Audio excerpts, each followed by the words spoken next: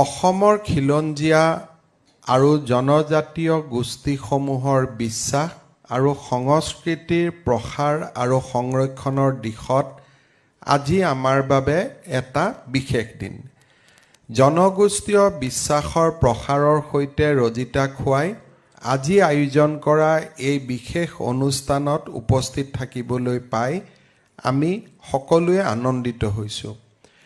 অসমৰ বৰ্ণিল সংস্কৃতি চহকী কৰি অহা খিলঞ্জীয়া জনগোষ্ঠীসকলৰ অধিকাৰ আৰু স্বাৰ্থ সুৰক্ষিত কৰাৰ বাবে আমাৰ চৰকাৰ প্ৰতিশ্ৰুতিবদ্ধ।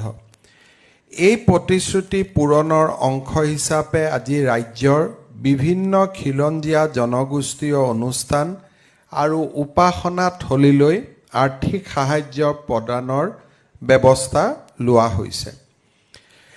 আমাৰ ৰাজ্য চৰকাৰে অসমৰ বিভিন্ন খিলঞ্জীয়া আৰু জনজাতীয় গোষ্ঠীৰ ভাষা, কলা, সংস্কৃতি, ধৰ্মীয় বিশ্বাস আদি সংৰক্ষণৰ বাবে নিৰন্তৰ প্ৰয়াস অব্যাহত ৰাখিছে।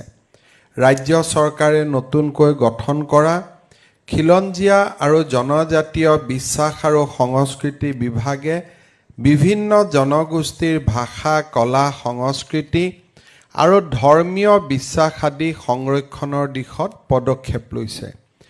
ইয়াৰ অংশ হিচাপে আজিৰ এই অনুষ্ঠানৰ জৰিয়তে অসমৰ 22খন জিলাৰ 18টা অনুষ্ঠানলৈ 10 লাখ টকাকৈ সৰ্বমুঠ 1,80,00,000 টকা আৰু 73খন উপাসনাস্থলীলৈ 5 লাখ টকা আমি আজি আগবঢ়াইছোঁ।